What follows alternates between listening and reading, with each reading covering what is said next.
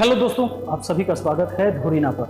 तो चलिए, जितने भी हमारे शिक्षक साथी हैं यानी जो शिक्षक बनने वाले हैं उनके लिए स्पेशल क्लास है।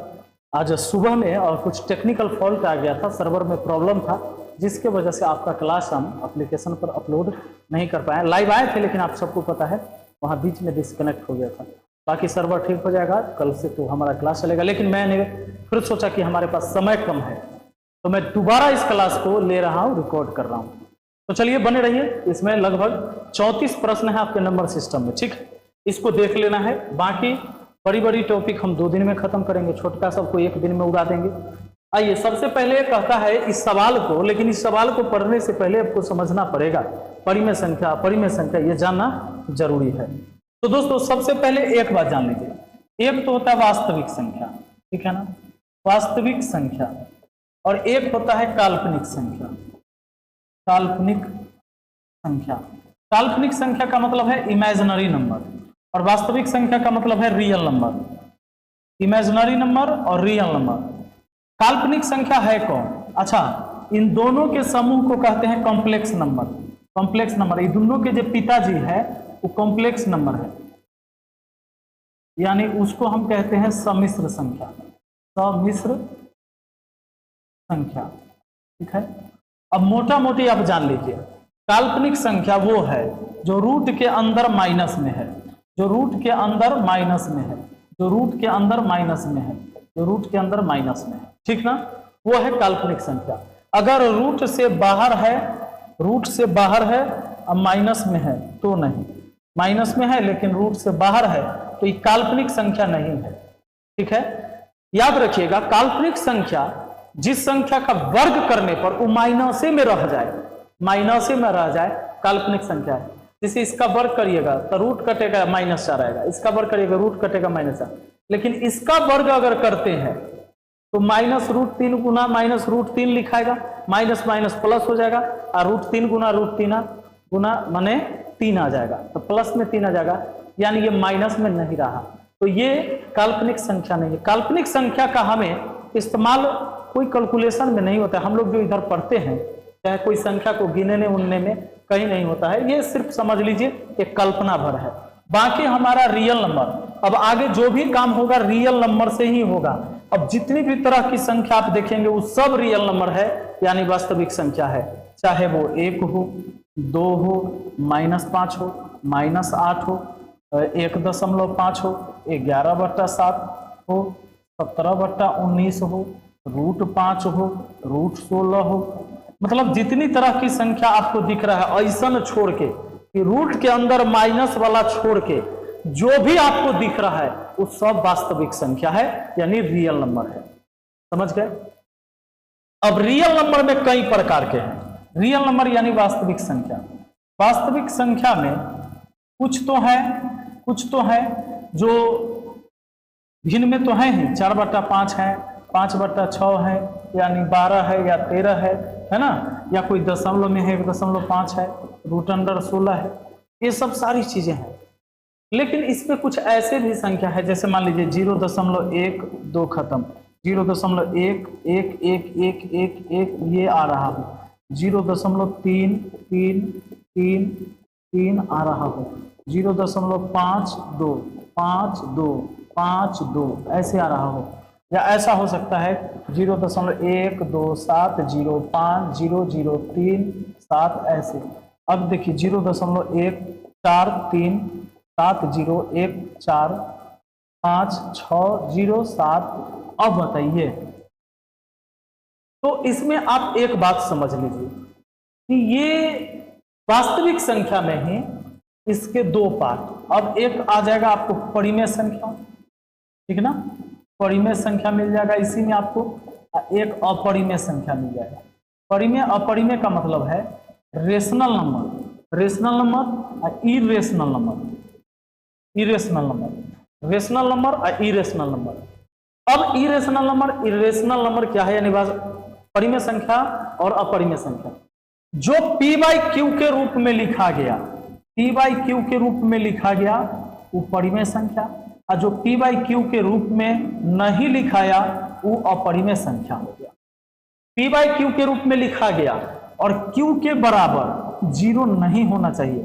जैसे मान लीजिए 3/5 ये P/Q के रूप में है, नीचे 0 नहीं है तो ये परिमेय संख्या है। 5/7 परिमेय संख्या है। 0/3 परिमेय संख्या है। सीधा 7 परिमेय संख्या है, क्योंकि 7/1 भी इसको लिख सकते हैं, है कि ना, P/Q के रूप में। नीचे 0 नहीं होना चाहिए। 8 क्या है तो परिमेय संख्या आप बोल सकते हैं, कोई दिक्कत नहीं, 8/1 है ये, ठीक है। अब देखिए तो 0 क्या है, 0 देखिए 0 एक पूर्णांक है।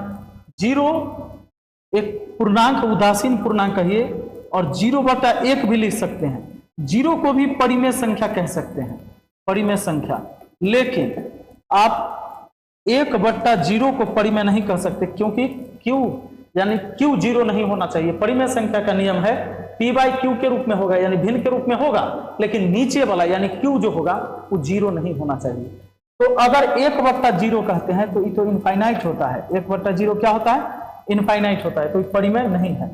अब अगर आप कह दें कि 0/0 तो ये अनडिफाइंड है बाबू, अनडिफाइंड है, इसके बारे में पते नहीं है कि क्या है।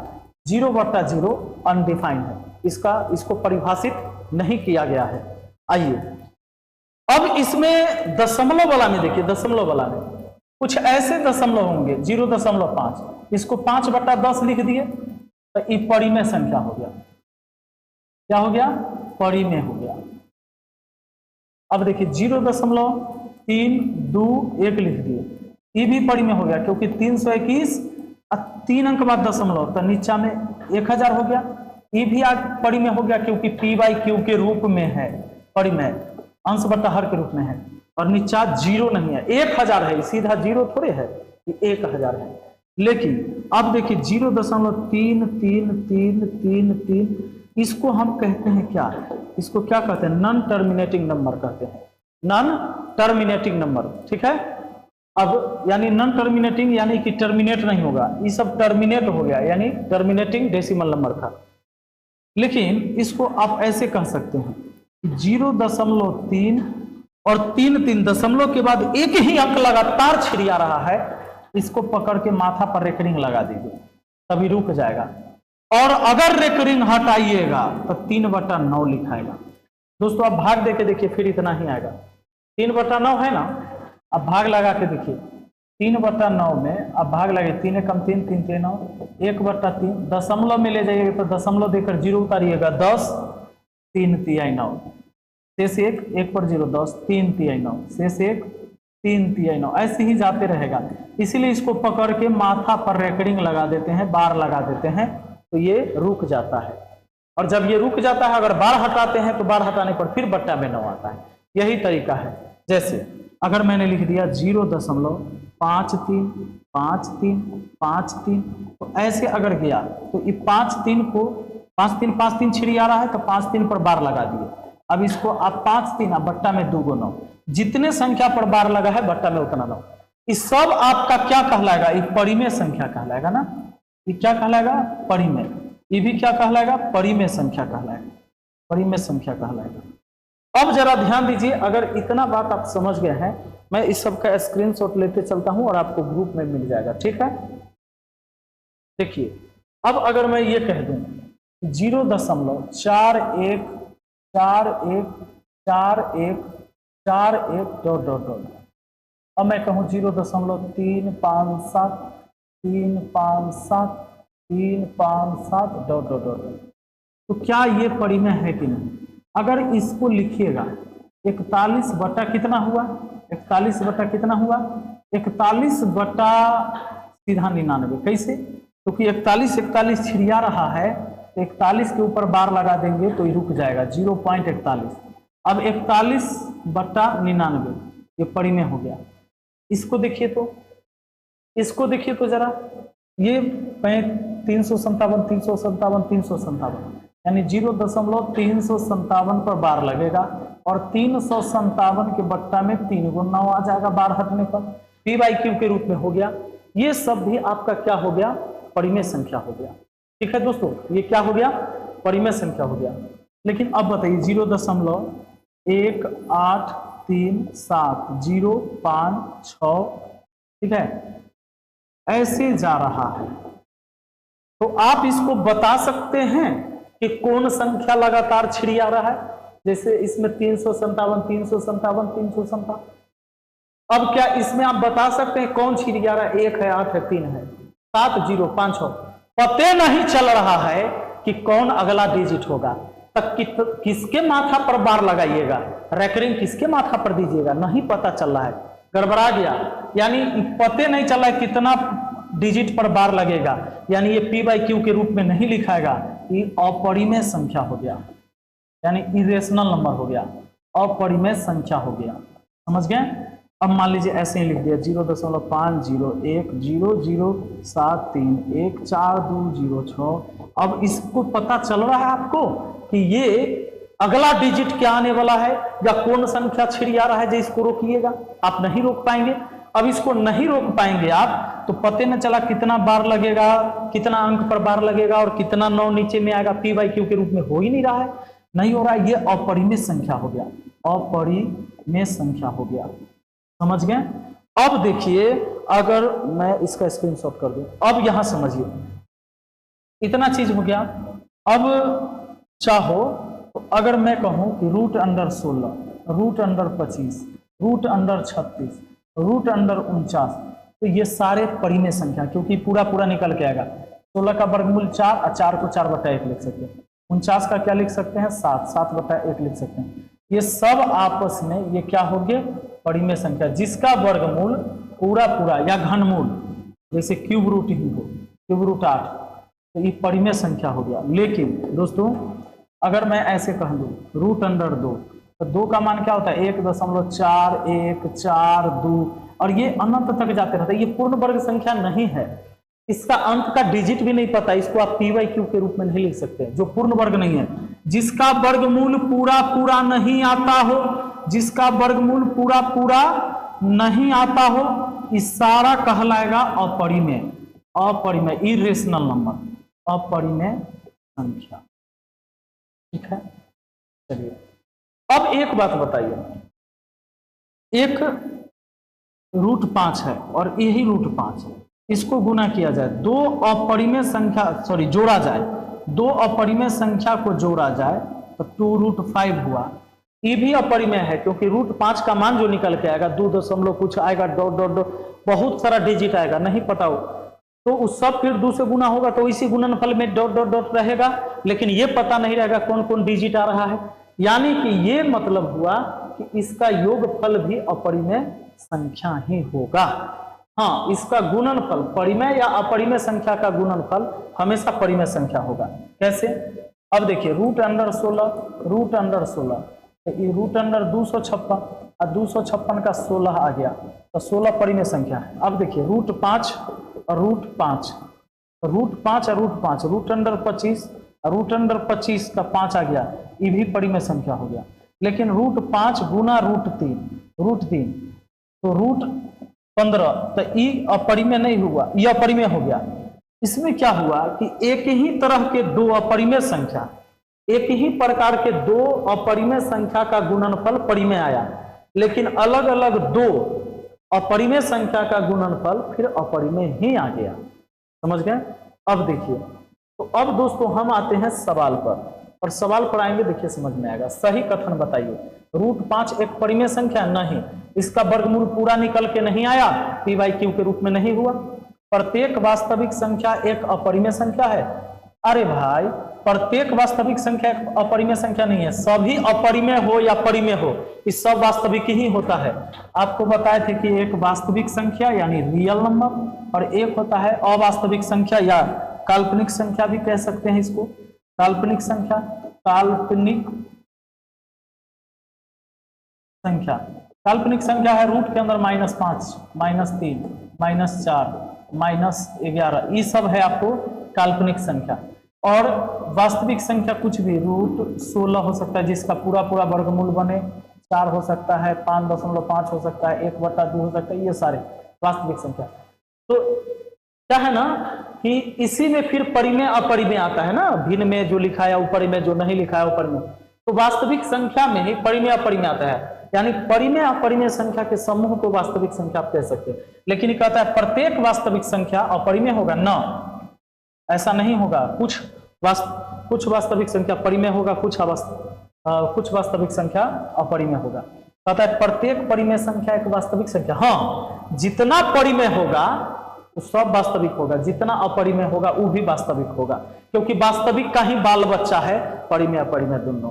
अब इसको कह रहा है कि ई वाला जो है 16/225 एक अपरिमेय नहीं, 16 का वर्गमूल आ जाएगा 4 और 225 का 15, तो ई अपरिमेय कैसे हुआ? ई परिमेय हो गया, तो ये गलत बोला। प्रत्येक परिमेय संख्या एक वास्तविक संख्या, ये सही है। प्रत्येक वास्तविक संख्या एक परिमेय संख्या गलत है। √5 एक परिमेय संख्या, ये गलत है। आपका आंसर ऑप्शन सी हो गया। ठीक है, चलिए इसका भी स्क्रीनशॉट हो गया, आपको ग्रुप में मिल जाएगा। आपको कहाँ सर्च कर लेना है? बिपिन सर PDF सर्च कर लेना है, वहां पर सभी स्टूडेंट के लिए PDF प्रोवाइड हो जाता है। सबसे छोटी धन पूर्णांक संख्या कौन है? तो 1 है। आपको पता हो गया कि सबसे छोटी धन पूर्णांक संख्या 1 है। ये कहता है, देखिए -5/6 का गुणात्मक प्रतिलोम। देखिए गुणात्मक प्रतिलोम का मतलब है कि दोनों के गुना करने पर 1 आना चाहिए। इसका किसके साथ गुना करिएगा कि 1 आएगा?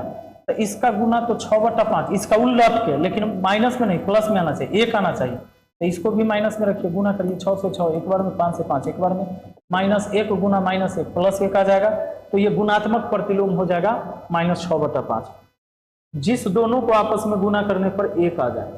अपरिमेय संख्या क्या होगी? अपरिमेय संख्या क्या होगी? तो ई तो आ गया 6/8, परिमेय हो गया P/Q के। और ये देखिए ई -9/7, ये परिमेय हो गया।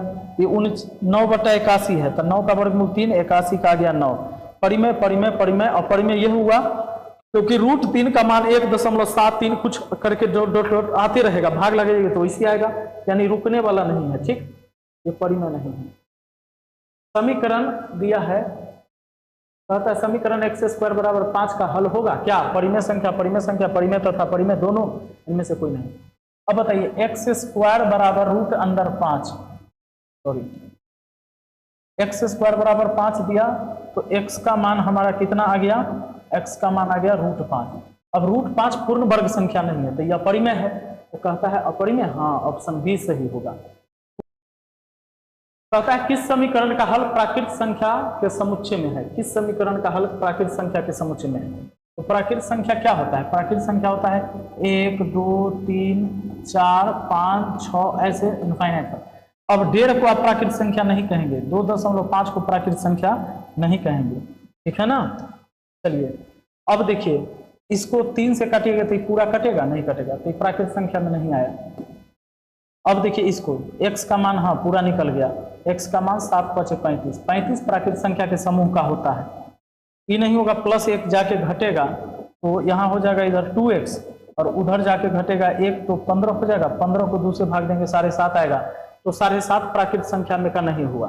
तो ऐसे ही आगे भी ये नहीं होगा, तो प्राकृत संख्या के समुच्चय का ऑप्शन बी हो जाएगा। ठीक है, अगला देखिए, तो किसका हल अपरिमेय संख्या के समुच्चय में होगा? किसका हल अपरिमेय संख्या के समुच्चय में होगा? अब देखिए x², तो x² बराबर, तो यहाँ x का मान 1 आ जाएगा, तो ये हो गया परिमेय संख्या, लेकिन अपरिमेय बोला है तो ये तो हमारा आंसर हुआ नहीं।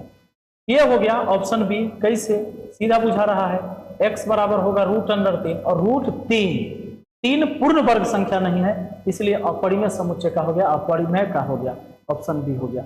इसका तो a + b × a - b है, तो a² - b² बराबर 0, तो x का मान कितना आ जाएगा? 5 का है कि 25 उधर गया, प्लस में हो गया, स्क्वायर हटा रूट चढ़ा, 25 का वर्गमूल 5। तो ये सब परिमेय है, लेकिन यह परिमेय रहेगा।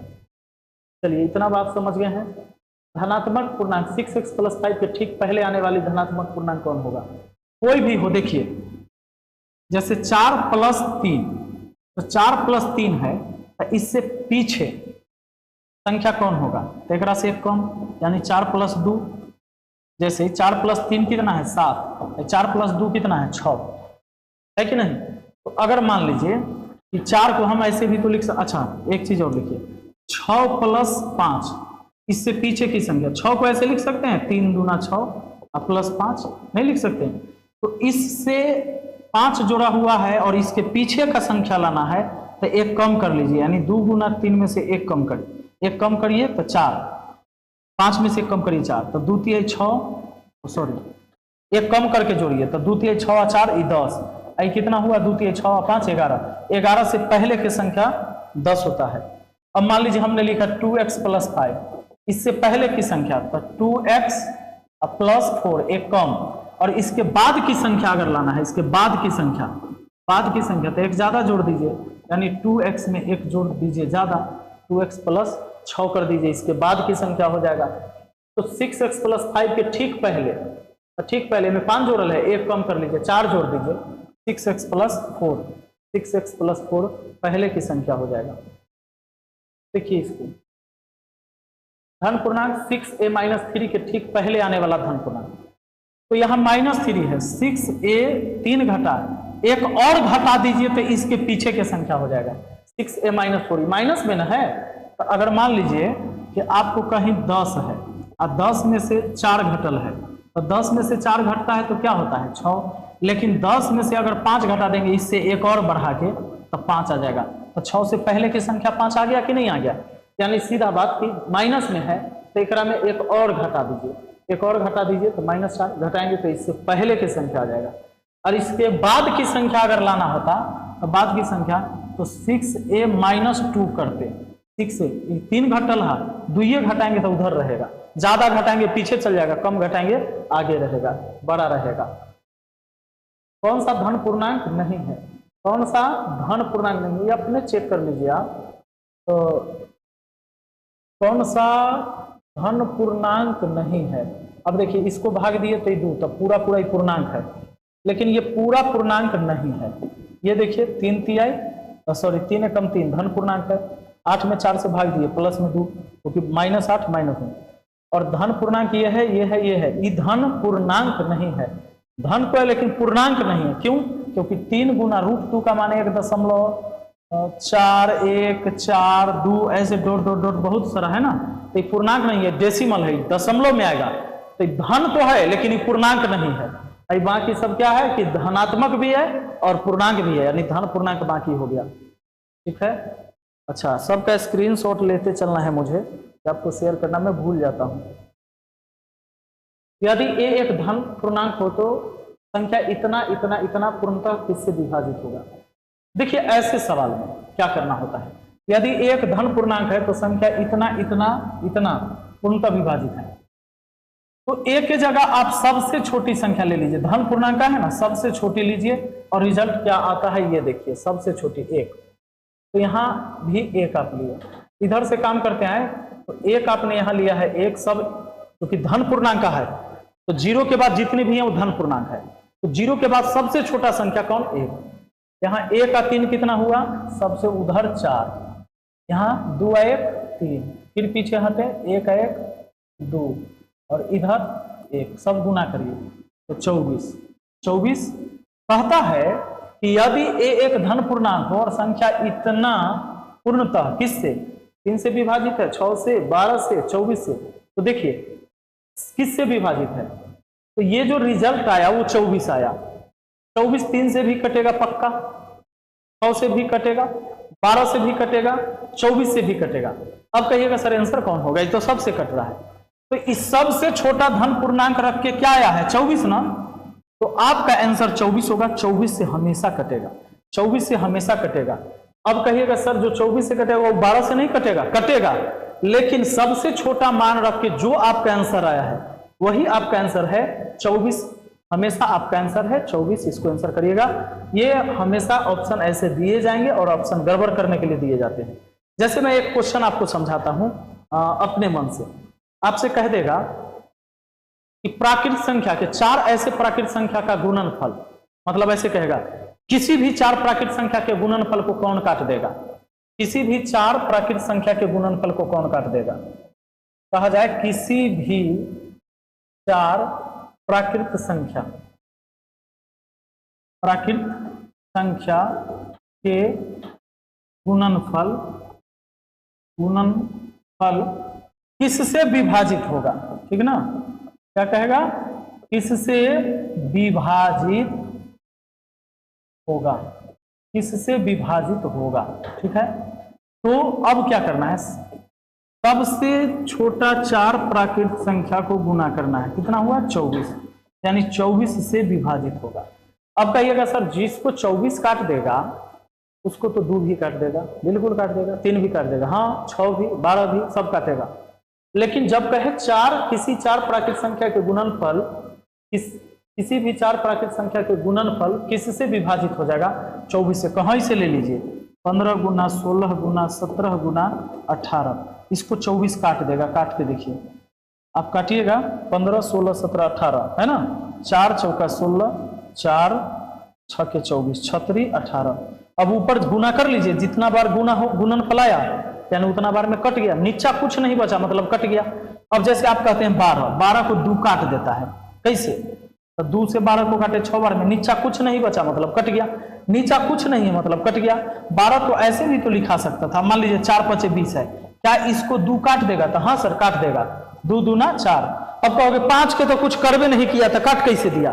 अरे नीचा में कुछ नहीं बचा मतलब कट गया, ऊपर गुना कर लो, 2 5 10, यानी जितना ऊपर है उतना बार में कटा।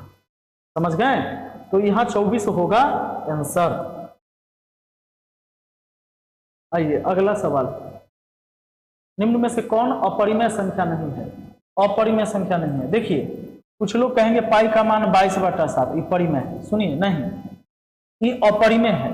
ये अपरिमेय इसलिए है कि पाई का मान ही नहीं है, कि पाई का लगभग मान है, समझे कि नहीं? है करेक्ट मान नहीं है। तो पाई का मान जो होता है वो दशमलव के अनंत तक होता है, तो ये पाई जो है अपरिमेय है। कहता है कौन अपरिमेय संख्या नहीं है? √2 अपरिमेय है, √3 अपरिमेय है, √49 का वर्गमूल 7 होता है, परिमेय है, अपरिमेय नहीं है। ठीक है ना? हाँ 22/7 को आप परिमेय कहिएगा, यह परिमेय है।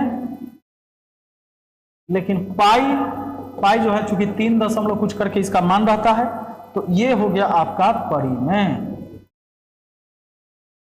सॉरी अपरिमेय, तो अपरिमेय बोलेंगे, अपरिमेय। क्योंकि पाई का मान 22/7 जो बोला जाता है वो लगभग मान होता है 22/7, करेक्ट मान नहीं होता है 22/7। तो 22/7 को इसे तुलना नहीं करिए, सीधा सोचिए 22/7 यानी भिन्न में है, परिमेय है। और पाई का जो मान होता है वो दशमलव के अनंत होता है, दशमलव के बाद अनंत अंक तक, तो वो हो जाता है क्या आपका? अपरिमेय। ये देखिए निम्न में से कौन सा पूर्णांक के लिए नियम नहीं है? a-b एक पूर्णांक है, a + b, b + a और a - b, b - a Guna b, b Guna a। निम्न में से कौन पूर्णांकों के लिए नियम नहीं है? तो देखिए पूर्णांक तो पॉजिटिव भी होता है और निगेटिव भी होता है। अब यहां कहता है कि a - b एक पूर्णांक है, हाँ a - b एक पूर्णांक होगा। अगर a की जगह कोई भी ले लो 3 5, 3 में से 5 घटाओ 2, -2 भी पूर्णांक है, या 5 में से 3 घटाते हैं तो 2, ये भी पूर्णांक है। अब कहता है a + b, b + a, ये बराबर होगा, सही है। लेकिन a - b और b - a बराबर कभी नहीं होगा, तो यही गलत है। और जब दोनों संख्या का गुना आगे पीछे गुना कर दीजिए तो बराबर होगा। जैसे 2 गुना 3 रखते हैं, तो यहाँ भी 3 गुना 2 कर देंगे उतना ही होगा, ये भी 6 ये भी 6। लेकिन यहाँ अगर आप घटाएंगे, यहाँ क्या कहता है?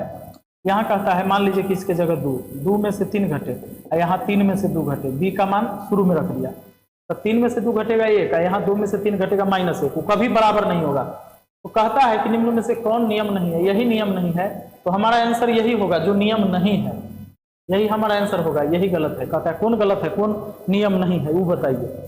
ठीक है, आइए जरा, कौन सा कथन सत्य है? 0 एक धनात्मक पूर्णांक है ना, गलत, पहला गलत। 4x - 5 0 का हल प्राकृत संख्या के समुच्चय का होगा।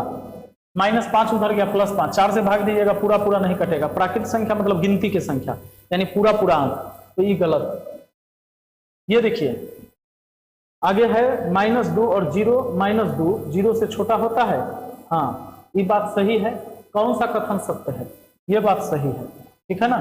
और यहाँ तो ये नहीं होगा, गड़बड़ है। इसका मान रख के देखिए, गड़बड़ है। ए बी प्लस ए सी, यहाँ क्या है? A B plus B C है। अगर इसको हल करते हैं a × b, तो ए बी ए से सी को करते हैं, तो यहाँ ए सी होना चाहिए था, कि बी सी दिया है, तो ये भी गड़बड़ है। -2 0 से छोटा होता है, हाँ 0 से पीछे की जितनी भी संख्या माइनस में सब छोटा होता है। चलिए तो आज जो है इतना ही रहने देते हैं और कल हम यहाँ से बढ़ेंगे, ठीक है ना, अगले क्लास में 16 से। Thank you.